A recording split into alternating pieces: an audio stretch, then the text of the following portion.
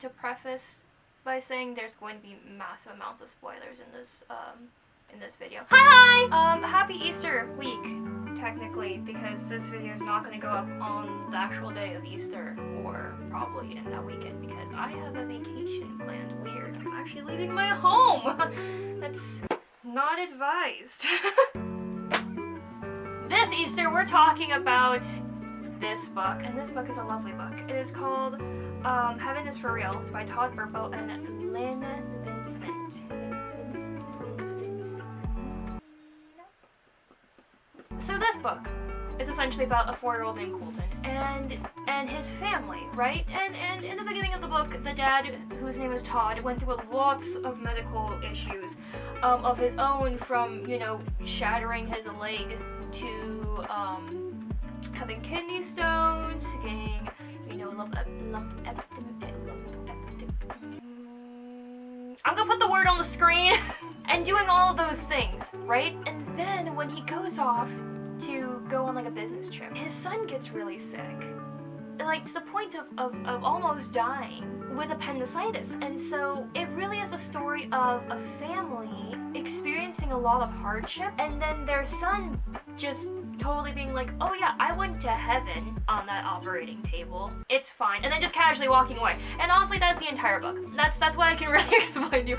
There are just so many instances of Colton coming in being like, here's this other thing about heaven, or here's this thing about Jesus, or did you know this? And then he just walks away, and his parents are like, what? It's just, that's basically the whole book. You know, I don't want to give away like every scene, because honestly, I feel like you should just read the book. It's a cute book. But essentially, that is the story. It's the story of a little boy who almost dies on an operating table, goes to heaven, experiences some really, really cool things, and comes home and shares those experiences with his family over the span of a few years. And it's a lovely book, and there are a lot of really cute scenes and stories and whatnot that are in it that I think just make the book so enjoyable, whether you're a Christian or whether you're not. It's just a good book. There's still a lot of scenes in this book where it's just cute. There are a lot of scenes in this book, though, that made me want to keel over and die of sadness, so we're gonna go over all of those things. Some of, obviously, the pros are that this book had a lot of really, really cute messages in it. A lot of messages that I need to look at. It had a lot of themes in it, like finding hope when things are difficult, the importance of a family being able to communicate and stay together, and just the kids are cute, okay? Like, Colton is adorable. Colton is a 4-year-old, and he is just precious, and all he wants to do is run around and hit things with swords, which is so relatable to my childhood. And it's just a really lovely story. There are themes of just having faith and just believing that I think get forgotten so often now. But it was just a really lovely book to read. Some of my favorite themes in particular that I took moments to write down were that our prayers don't have to be pretty, that children honestly have the best explanations for everything, and that is the truth, that children have a sense of passion to them that adults lose later on in their lives, that they're just passionate to tell you about stuff. And I'm like, that's such a beautiful concept, because I feel like we don't do that much anymore, you know? There's just also like themes of like love that I just think are so beautiful, where it's like love is the kind of thing where it just doesn't really die. It's just that you two grow together and that you find more ways to fall in love with each other. It's just so romantic. And you know, as a hopeless romantic, I think that that's just a beautiful concept, don't you think? So the cons to this book, it's nothing within the actual structure of the story. It's not like one of those things where it's like, well, I had an issue with like how the author just throws you into this, or with how this isn't explained well, or how there's like this odd loophole or whatnot. It's not an issue as in that. It's an issue as in like some of the other themes within this book really bother me. They're just the kind of thing where I feel like you should have some forewarning before you sit down to read this. Obviously, it's about a 4-year-old who gets really, really, really sick. So if you have an issue with children and being really miserably sick, this might not be a good book for you to read, because those scenes were the kind of scenes that just made me want to put the book down and take a couple of, you know, deep breaths and then read the book, because I was on a timeline. But it's just, they hurt your heart, okay? It's a 4 4-year-old, and he's really sick, and he should be sick. He should be running around and playing games and having fun and laughing, and he's not. He's very miserably sick, and it's just, yeah, it's just... So that's one of them. Another thing too is that the theme of miscarriage is touched on a lot, or not the theme, but like the subject of miscarriage is touched on a lot. And it's really heart-wrenching. It's really heart-wrenching, especially since there is this scene, right, in the book, where Sonia, who is Colton's mother, Sonia is holding Colton, and she just is described as having this look on her face of just complete and utter worry, which is totally understandable, right? But then they talk about, well, Colton was her son after a miscarriage that she just had, and they did everything together, right? And it's just, what really got me about that wasn't just the miscarriage part, right? It was how she could have felt in that moment of, I did everything I could have done for my baby, and I had a miscarriage. And I did everything I could have done for Colton, and he might die. And it was just... I just don't have words! I just don't have words! Oh, it was just so sad. It made me cry. That scene got me. It made me cry. It was just so sad, and she was just so concerned. Oh, and just another thing that might offset you on this book, and that you should be cautious of when going into the book, is that the doctor that they see the first time made me want to rage. The doctor they had the first time made me kind of upset. Now, I love my doctor, my personal doctor. My mom is an OR resident. I grew up around doctors, right? It's just, their first doctor made me really upsetty Wombus. because so Colton is not feeling well, right? Clearly not feeling well. We're talking like on the clock, like every hour, he's throwing up, right? He has a fever, he doesn't feel well. There's clearly something wrong with Colton, right? So they take him to their doctor, right? And they tell the doctor, hey, there's like a family history of appendicitis. Do you think this is appendicitis? And he's like, nah, it's probably not appendicitis. And they go and they do all these other tests, they do all these other things, and meanwhile, Colton is now getting administered to stay in the hospital. He can't leave. He is so sick. He can't keep food down. He's dying. That's the fact of what's going on. And the doctors keep running tests, and they're not coming with anything back. And then finally they're like, you know what, we have to do something. So Todd and Sonia take Colton to a different doctor. And what does that doctor say after doing one, hold on, what scan was it? I swear, I'm so salty about it. I'm so salty. Where is it? I found it. After doing a CT scan, right? One CT scan. The doctor's like, hey, Colton has appendicitis. We need to do surgery now. His appendix has, it's not even appendicitis, his appendix has ruptured. We need to go in and clean all the disgustingness that is, you know, killing your son out of him. And so now he needs emergency surgery, but it's just the fact that he had appendicitis this entire time for 5 days. So for 5 days, his appendix has been leaching poisons and nastiness into his body. Look, I don't get angry about a lot of things, okay? But just the idea of the fact that it is a 4-year-old and that this could have been diagnosed and solved with something as simple as a CT scan, it just made me really grumpy, okay? I got grumpy at that. So those are like the 3 things that I feel like you should be cautious of when going into this book, is that there's going to be a lot of talk of Colton being very sick. There's also going to be talk of miscarriage, which is also important to note if that is something that's touchy for you. And then there's going to be talks of this doctor. But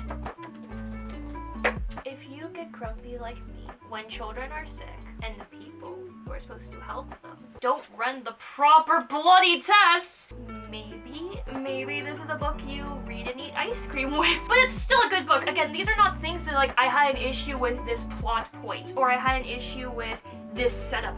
It's a great book. I honestly think it's a really good book, but it's just those things either make me very sad or slightly grumpy, and there you go. Honestly, there are more positive themes to this book than negative themes to this book, but there are just some really great scenes. There are just some really great scenes in this book. Hello, Iris. I don't know if you can see her, but my dog has decided to join. There are just some really great scenes in this book. Like, oh my gosh, okay, so there's a... there's a reoccurring sort of theme. It's not really a theme. It's just a reoccurring like suggestion that shows up in this story, right? Where basically like at least 3 times, at least, I didn't actually go through and count them, at least 3 times, with Colton not feeling well, people in the Burpo's lives and in Todd and Sonia's lives, right, have been like, hey, maybe you should take them to a children's hospital, like the one in Denver or Omaha. And they're like, well, we'll go do this instead. Which I'm not saying that they did anything wrong. They did everything right. But it was something that my brain is like, oh, we've read this more than once. Specifically. Okay, bye. This specific mentioning of this specific thing in these 2 specific cities. And it was just an odd detail. And so my brain was like, well, we'll just keep filing this away. And then what happens? The second doctor that was like, so we've done everything that we can do. I think you should either go to Children's Hospital in Omaha or Denver. And I'm like, hold on. Give me a second here. So you're telling me that this reoccurring, it just reminds me of how in life there are themes that show you that you should be doing a thing the entire time. So it was just a great example of how in our lives there are sometimes these reoccurring themes, right? Where sometimes it just is so plain that we should be doing something, but we don't see it until finally we've been like told it for the 15th time, you know? And that happens, and that's totally okay, right? Again, they did everything right. I have no issue with the way that they did anything in this situation. It was a very stressful situation. I probably would have just curled up in a ball and cried. But it was kind of funny, right? Because I'm like, how many times have we seen this mentioned in this story? It's at least 3 times we've seen this mentioned in this story where it's like, hey, you should take Colton to the Children's Hospital in Omaha or Denver. And then finally their doctor's like, yeah, you should go do this. And it's, I don't know, just something about that scene really stuck out to me, of just like the reoccurring like culmination of mentioning the same thing over and over again and then finally being told to go do it again. It's just, I don't know, just something about that really got me. Another really like iconic scene, I don't know if these are like iconic scenes or if these are just scenes that I found to be just horrendously funny for some reason. But another like sort of iconic scene out of this book was when they show up with Colton to check him in at the second doctor's, right? So they're at the check-in area. They call ahead to be like, hey, we have this appointment, we're coming from here, we're on our way, blah blah blah. So they show up and Todd is like, hi, we're the Burpos, we're here for like our child. I don't know if I'm pronouncing their name correctly. I'm so sorry if I'm not. But they're like, hey, we're here, we have Colton, we called ahead, the usual spiel. And the receptionist is like, oh yes, the doctor went to lunch. He'll be back in 10 to 15 minutes. You can take a seat. And just, Todd is like, excuse me? What do you mean he went to lunch? We called ahead and everything. And she's like, it's okay, just go take a seat, it's fine. And it's just, he explains in the scene where he's like, clearly she did not sense our urgency. And I just wanted to explode, but I'm not allowed to do that because I'm a pastor. It just made me, I don't know why, but it just made me chuckle where he was like, well, I'm a pastor and we don't have like the like leeway to have a public moment. This other scene too, this other sort of, iconic scene that I felt the need to note. It's not it's not a particularly happy scene, okay? And I'm sorry, but it's just the way it's pictured in my mind. It makes it funny for some reason. No one's dying, it's just that. Let me explain. So they have Colton, right? They're all checking out of the hospital. They're like leaving, right? They're in the elevator. The doors are closing. And their doctor comes down the hallway and just starts yelling, you can't go yet! We still have problems! And like, I've ran around a lot of hospitals as a kid, right? Because again, my mom is a medical professional. I've seen a lot of chaos in a hospital. I've seen like normal, just like normal kind of like this is the wing for this, whatever. And I've seen like a complete ER just in utter chaos. I've seen a lot of medical things, right? But I have yet to see the doctor just like see his patients in the elevator and be like, and instead of being like, oh, I'll catch him downstairs, or I'll call them, or anything like that, he just yells down the hallway, you can't leave yet! We still have issues! Just picturing like any doctor I know just doing that. So funny. Like my mom would just like walk down, like she would just call them. Or like page someone in the front to be like, hey, don't let these people leave because I need to talk to them. I'm making my way down the stairs or whatever. She would like yell down the hallway. It was just really funny to me. I mean, it's sad because, you know, they just got done checking out the hospital and they're all excited to go home, and now they have to check back into the hospital because they got problems still. But it's just really funny to see like this, you know, stoic medical professional being all like yelling down the hallway, "You can't leave yet, please don't leave." There are a couple of other scenes that are honestly really great. Like they're a culmination of scenes where Todd really explains what it's like to be a pastor and human. You know, I feel like in general, when you go to church, you start to forget that your pastors are human, that the pastors' wives are human, that they're these really wonderful, caring, you know, faithful people, but they still have moments where they get angry at God, and that's okay. You know, there's like this concept that's not okay to be angry at God, and that's just not true because we're human. You get angry at your parents, right? I know I get angry at my parents all the time when I'm like, why are there forks? They're sticking straight up in my dishwasher, Dad. And he's like, because there's knives in there. I'm like, I'm not gonna cut myself on this knife. I can see the knife. And he's like, it's not for you. It's for me. I'm like, that's not the point. I keep stabbing myself on this fork. I digress, but there are moments, right, where you get angry at your parents, and it can be over little things, it can be over really big things, right? And it's just a really great reminder that it is okay to be angry at God, that it is okay to not have pretty prayers, you know, with all the fluffy feel-good words. There are some times where you just have a prayer where you're like, I don't know what I'm doing. I don't know what you want me to do. Okay, good night. Like, being a person and being a pastor is okay. And it's, so there are things like that. There are also a lot of other scenes where, like, in the epilogue, he talks about how Colton's story makes them live bolder lives. It's just, there are a lot of really great scenes in this book that I honestly don't have the time to go over, but they're just really awesome. But some of the ones that really took my breath away, were the ones where they described Colton being so sick and just all the things they had to do. There's also a really great concept of just childlike humility that is really, really fabulous, and it's the kind of humility that just allows you to be so completely honest with the world but still be graceful. Does that make sense? It's the kind of humility where it's like you can be totally honest, but you also still are not being rude about it, you know? You're being like tactful. But you don't take the time to mince words either. You're just honest, and it's the kind of humility where you can like dance in the rain and people can watch you and you just don't care. You know, it's a really beautiful concept that I'm not explaining well, but it was explained very well. It's really, really lovely. So there's that really took my breath away too. And just these scenes that I think are just so iconic. So we went through all basically the ins and outs of this 156-page book. That is honestly, this really lovely story. It's only 156 pages. Some people can read this in a day, but it's a really good book. It really is a very good book. And I think out of like a rating system, you know, of 1 books to 10 books, give this like a good solid like 9 out of 10. You know, would recommend to a friend. That rhymed. You know, would I read it every single week? No, because there's just stuff in this book that makes me want to cry. But would I read this, you know, like once a month or like every year on a particular holiday? Absolutely. It's a really, really cute book. And my favorite line from this book has to be, Colton, what do you want people to know from your story? I want them to know that heaven is for real. It's such a simple line, but you know, I like it. I really do. That probably is not good for the book. I'm so sorry.